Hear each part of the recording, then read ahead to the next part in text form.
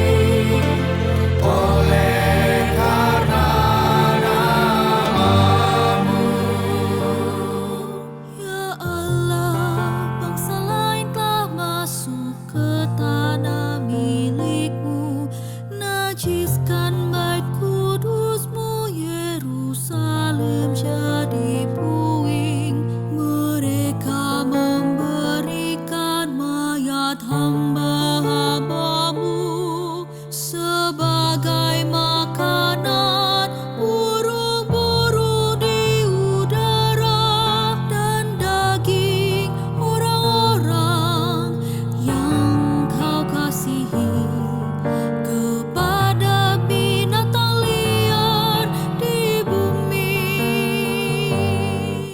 Tolonglah kami ya Allah, penyelamat kami demi kemuliaan nama-Mu. Lepaskanlah kami ya Tuhan, dan ampuni kami oleh karena nama-Mu.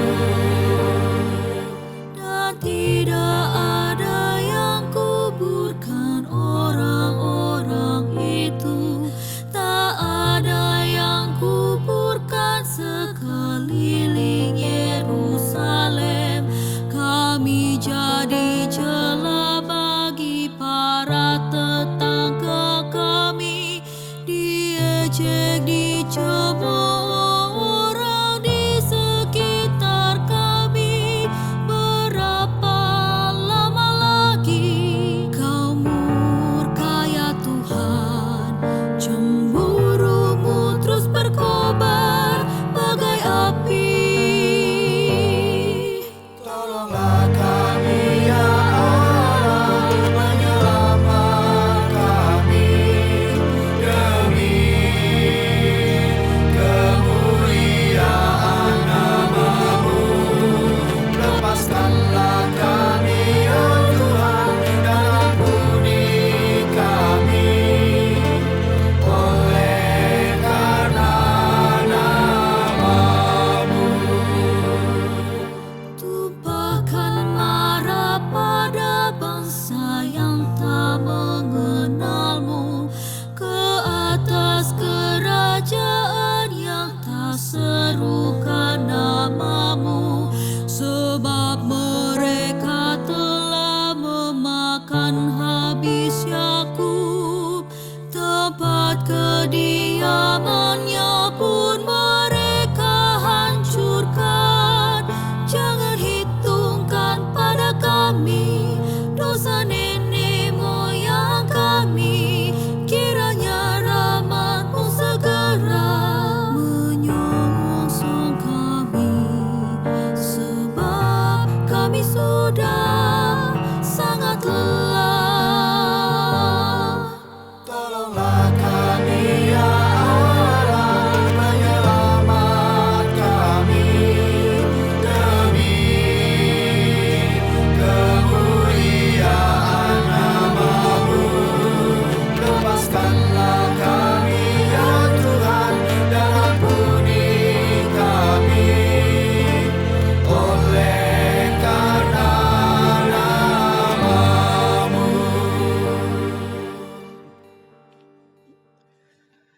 Mari kita berdoa untuk pembacaan Alkitab dan pemberitaan sabda Tuhan. Kita berdoa. Tuhan, terima kasih atas kitab suci yang telah Kau berikan kepada kami, di mana dari dalam dan melaluinya kami boleh belajar mengenal Engkau, mengenal kehendak-Mu, dan mengenal perintah-perintah yang Engkau inginkan kami kerjakan, dan hal-hal yang ingin Engkau kami hindarkan diri darinya. Tolong kami pada malam ini untuk boleh belajar di firman Allah, supaya dengan itu kami boleh menjadi anak-anak Tuhan yang memancarkan kebenaran firman Allah lewat kehidupan kami sehari-hari.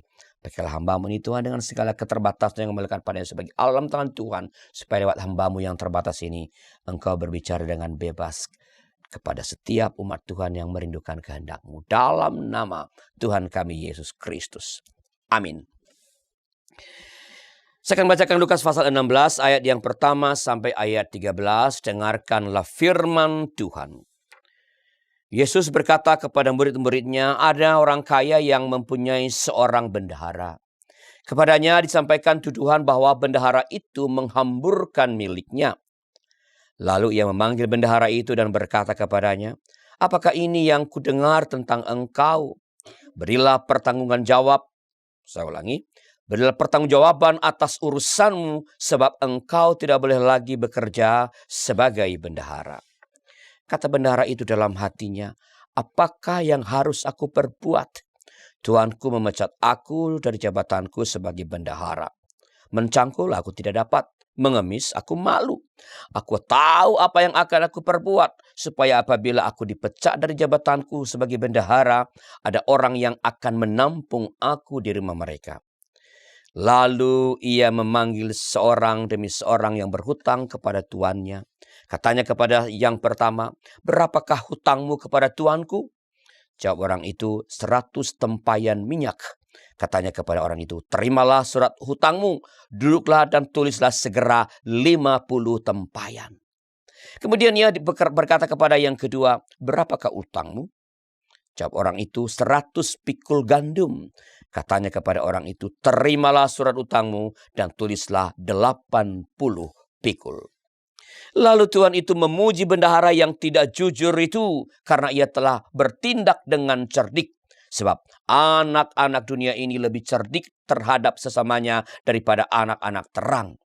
Aku berkata kepadamu, ikatlah persahabatan dengan mempergunakan mamon yang tidak jujur, supaya jika mamon itu tidak dapat menolong lagi, kamu diterima di dalam kemah abadi. Siapa yang setia dalam hal-hal kecil, setia juga dalam hal-hal besar. Siapa yang tidak benar dalam hal kecil, tidak benar juga dalam hal besar. Jadi, kalau kamu tidak setia dalam hal mamon yang tidak jujur, siapakah yang akan mempercayakan kepadamu harta yang sesungguhnya? Jikalau kamu tidak setia mengenai harta orang lain, siapakah yang akan memberikan hartamu sendiri kepadamu? Seorang hamba tidak dapat mengabdi kepada dua tuan, sebab ia akan membenci yang seorang dan mengasihi yang lain, atau ia akan setia kepada yang seorang dan tidak mengindahkan yang lain. Kamu tidak dapat mengabdi kepada Allah dan kepada mamon. Demikianlah firman Tuhan yang berbahagia adalah mereka yang mendengarkan firman Allah dan yang memeliharanya. Terpujilah nama Tuhan. Keluarga Allah, bacaan kita pada malam ini merupakan salah satu perumpamaan yang sukar difahami, yang bikin bingung orang. Ya, ini jelas perumpamaannya dengan mamon ini. Mamon, tahu mamon?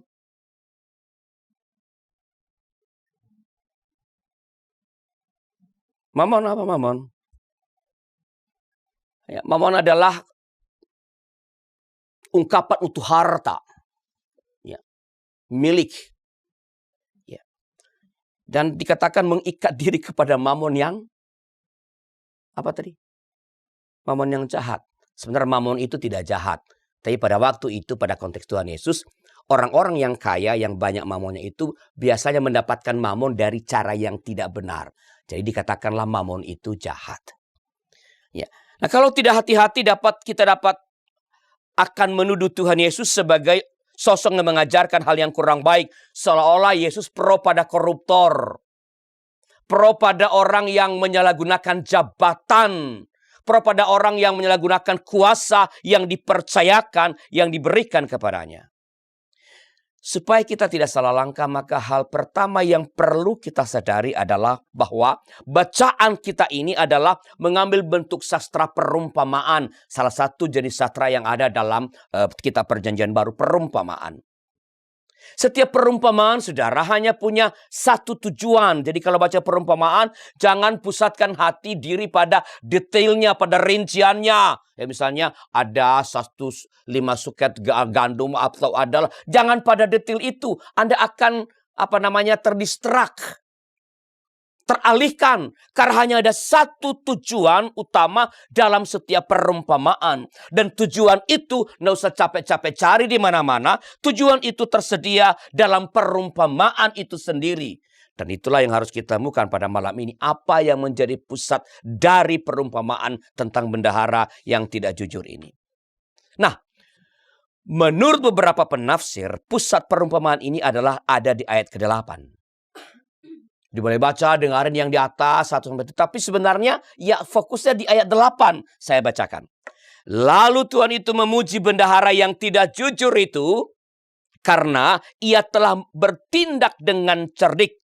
Sebab anak-anak dunia ini lebih cerdik terhadap sesamanya daripada anak-anak terang. Keluarga Allah, yang dipuji dari bendahara ini bukanlah perilakunya yang korup. Bukan. Tidak memuji bendahara dalam mengerjakan pekerjaan kebendaharaannya, bukan. Yang dipuji bukanlah soal penyalahgunaan jabatan yang ia lakukan. Kalau itu repot nanti. Ya. Yang baru-baru ini memakai nama Alkitab untuk namanya tertangkap tangan KPK. Lalu itu akan dipuji cerdik sekali. Bukan tindak koruptifnya. Bukan penyalahgunaan jabatannya yang dipuji. Sebab sejak awal dari perumpamaan ini sudah jelas bahwa bendahara itu dinyatakan salah. Karena itu dia akan dipecat. Clear. Perbuatannya itu sebenarnya nggak dikatakan korupsi di sini. Menghambur-hamburkan uang tuannya. Jadi dia memanfaatkan uang tuannya itu untuk ya mungkin berpesta-pesta barangkali. Mari kita lihat ayat 2 dari Lukas 16. Lalu ia, sang tuan, memanggil bendahara itu dan berkata kepadanya, apakah ini yang kudengar tentang engkau? Berilah pertanggungjawaban atas urusanmu sebab engkau tidak boleh lagi bekerja sebagai bendahara. Pertanggungjawaban diminta, tetapi tidak lagi diberikan jabatan sebagai bendahara. Itu berarti perbuatan korupnya kalau ya korupsi akan mendapat hukumannya itu pemecatan. Tak lagi dipercaya sebagai bendahara. Beda dengan negeri kita kan.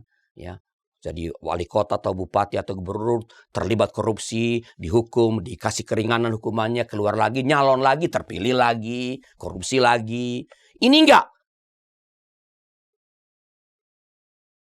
Disebut cerdik tapi perbuatannya yang menyalahgunakan jabatan itu diberi hukuman, dipecat. Tidak lagi diberi kepercayaan sebagai bendahara. Perumpamaan ini juga tidak mencatat ada hukuman lain, misalnya dijebloskan dalam penjara. Ia tidak dimasukkan dalam penjara. Ya. Ini mengatakan bahwa sang tuan dalam perumpamaan ini adalah sosok yang murah hati. Ia menegur, tidak lagi dipercaya, tetapi ia tidak dipenjara. Ya. Namun murah hati tidak berarti membenarkan atau toleran pada perbuatan salah. Atau toleran pada perbuatan jahat. Atau pada tindakan korup.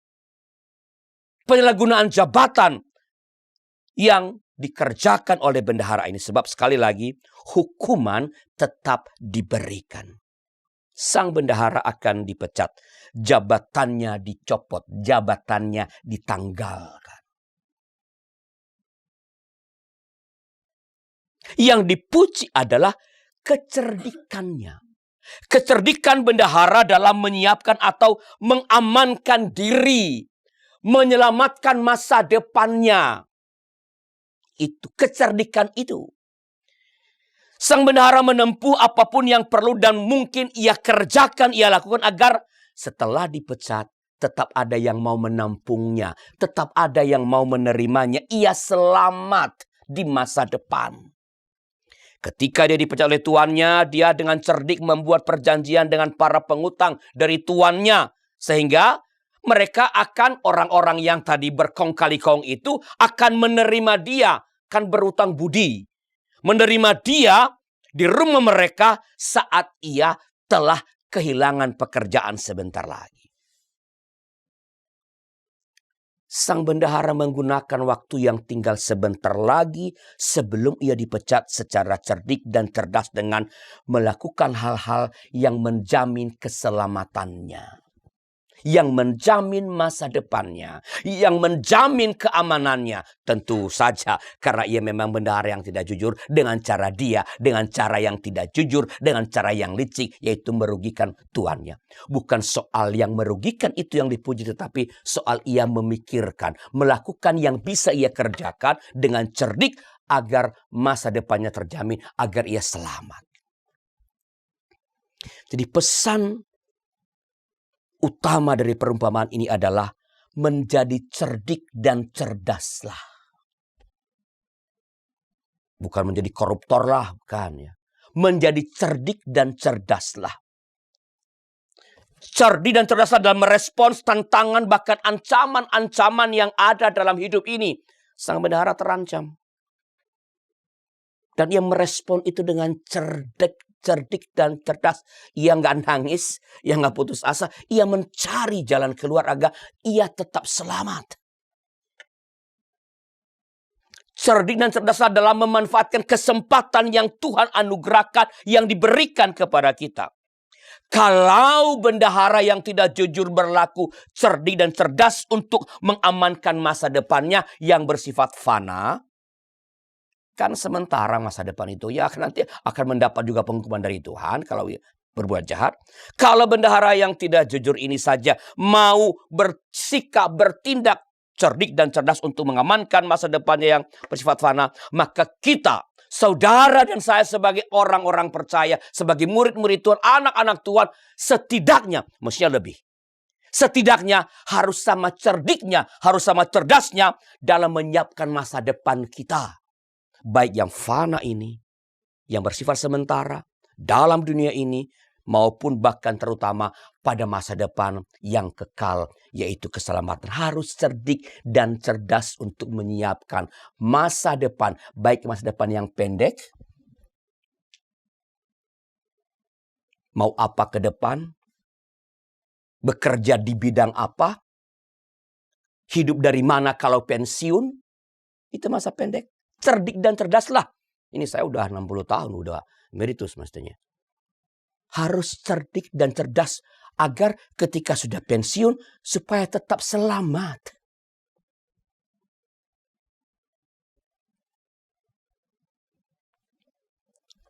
Itu yang bersifat sementara. Juga cerdik dan cerdas untuk menyiapkan masa depan, bahkan terutama pada masa depan yang kekal. Bagaimana merawat hal-hal yang penting dalam hidup ini. Keselamatan. Menyiapkan diri untuk masa depan yang Tuhan telah sediakan. Kita harus cerdik dan cerdas memanfaatkan waktu yang masih tersedia. Umur yang masih Tuhan anugerahkan. Kita nggak tahu sampai kapan kita hidup. Ya. Ada yang panjang, ada yang pendek. Ada yang meninggal 80 tahun, 100 tahun, ada yang 60, ada yang 50, ada yang 25 tahun udah meninggal. Kita tidak tahu, tapi sekarang ada kairos, ada waktu, ada kesempatan yang masih Tuhan berikan dalam hidup ini. Kita harus cerdik dan cerdas untuk memanfaatkan itu dengan apa? Mengerjakan hal-hal yang berkenan kepada Tuhan. Kita perlu memanfaatkan waktu yang ada untuk berkarya. Melakukan tanggung jawab kita dengan sebaik-baiknya. Merawat pekerjaan kita. Merawat pelayanan kita. Pekerjaan dan pelayanan yang Tuhan sudah berikan. Jangan sembarangan. Tuhan telah beri anugerah. Sebuah pekerjaan, sebuah pelayanan. Rawatlah itu dengan cerdik dan cerdas. Supaya engkau jangan kehilangan kesempatan di masa depan. Supaya engkau tidak dipecat seperti bendahara. Tentu dalam cara yang tidak boleh meniru cara bendahara yang tidak jujur. Harus dengan cara yang baik dan benar. Kita perlu manfaatkan sumber-sumber daya, sumber-sumber dana yang telah Tuhan anugerahkan kepada kita. Untuk apa? Menolong sesama, bukan hanya untuk diri sendiri. Menolong sesama yang memerlukan. Untuk karya-karya misional gereja. Melayani saudara-saudara kita seiman di tempat-tempat yang jauh yang membutuhkan pertolongan dan penguatan iman menghadapi tantangan hidup. Saudara kami dari tim IKB ini keliling di beberapa tempat di Indonesia dan sungguh menyedihkan saudara-saudara kita di tempat-tempat yang jauh itu yang perlu support untuk apa? Sekedar mereka mendapat tuntunan iman. Kalau kita di Jakarta, Kota Bandung, Surabaya, kota-kota besar, kita boleh milih pendeta. Kalau pendeta ini nggak usah datang, nggak bagus khotbahnya. Di sono mungkin sekali 3 bulan baru ketemu pendeta.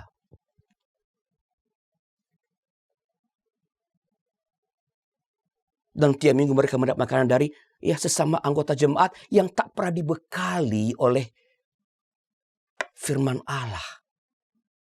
Kadang-kadang untuk naik ke mimbar mesti minum alkohol dulu supaya berani ngomong. Mereka memerlukan support dari kita. Dukungan dari kita. Ya. YKB ini punya komunitas-komunitas.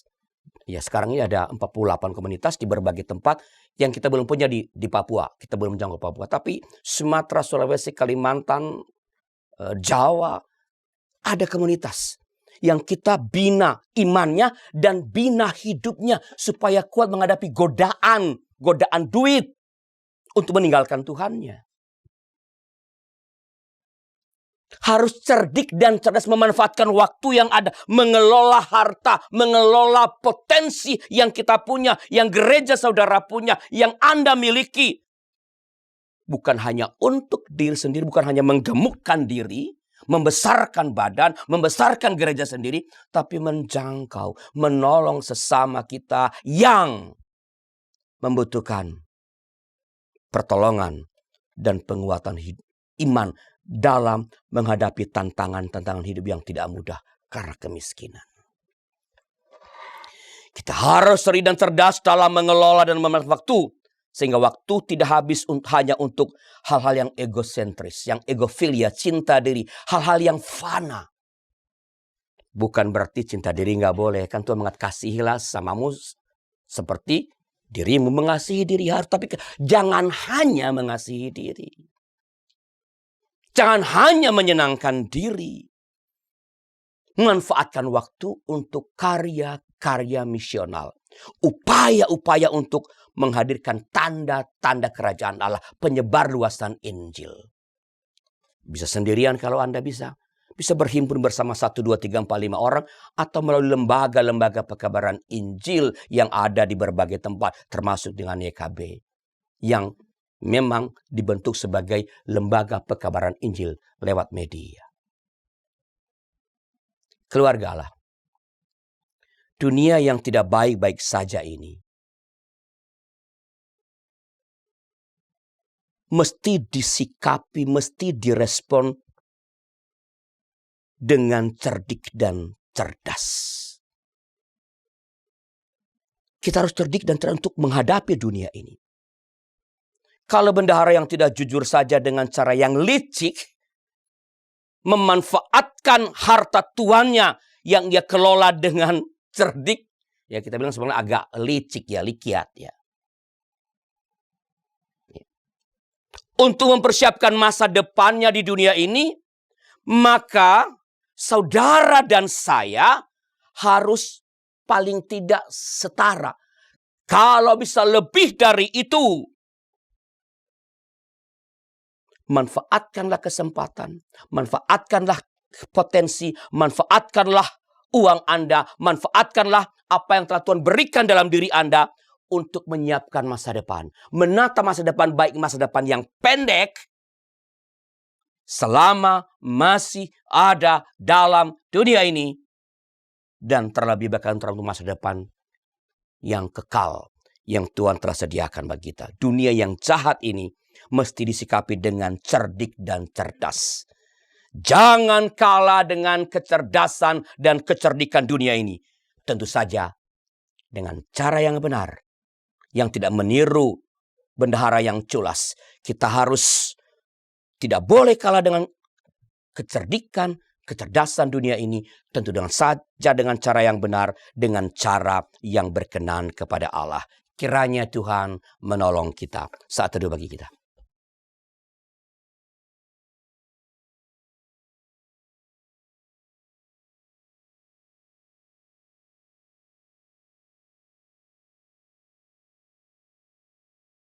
Amin. Bila ada di antara keluarga Allah yang ingin didoakan, sila hubungi kami di nomor 081281889191. Tim doa YKB Media Ministry dengan senang hati, dengan sukacita akan mendoakan saudara-saudara dalam doa-doa kami setiap hari di tempat ini. Mari kita berdoa.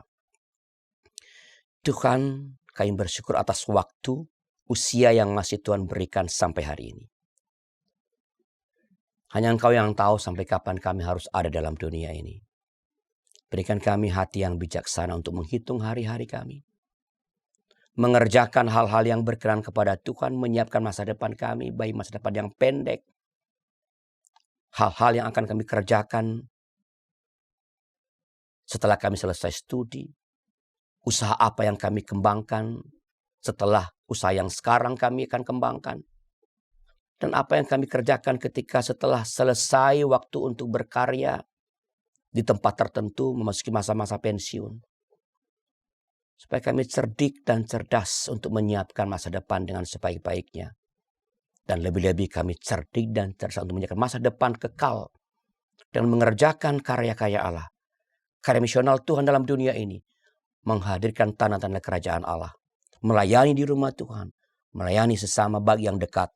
Maupun mereka yang jauh. Yang butuh pertolongan. Yang butuh penguatan iman.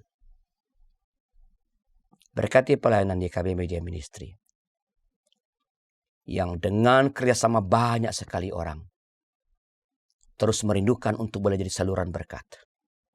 Bagi banyak orang, baik di kota-kota seperti Jakarta, kota-kota besar, Surabaya, Medan, Bandung, Semarang, Makassar, maupun di tempat-tempat yang terpencil. Yang masih sangat tertinggal.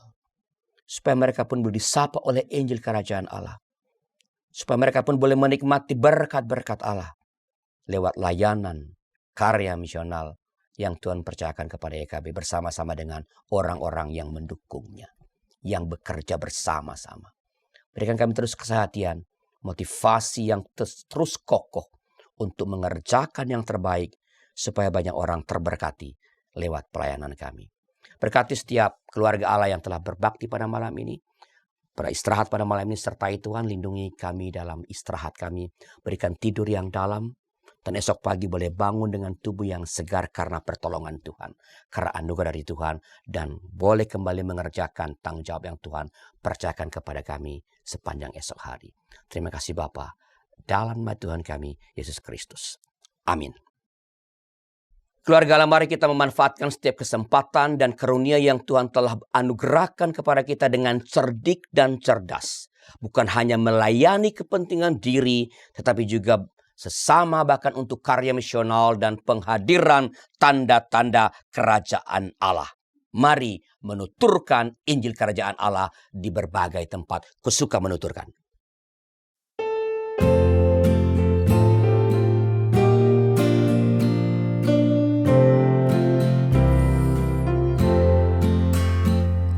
Suka menuturkan cerita mulia, cerita Tuhan Yesus dan cinta kasih-Nya.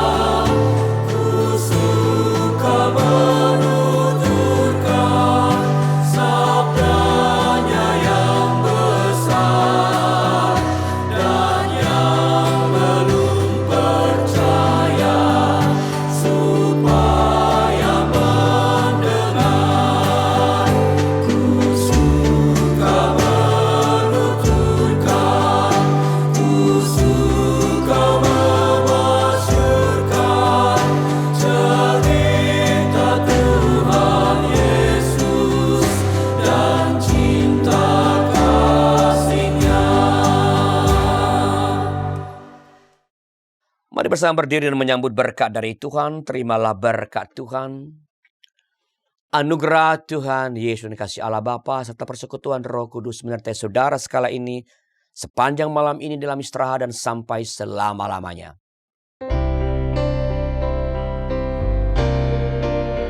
Terima kasih ya Allah Bapa, terima kasih ya Yesus Kristus Tuhan, terima kasih ya Roh Kudus, Allah Trinitas Maha Kudus. Amin.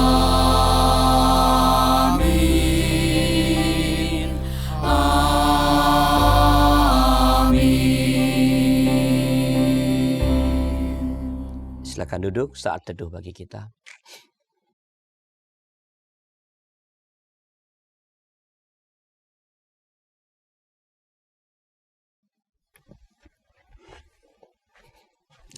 Terima kasih. Terima kasih.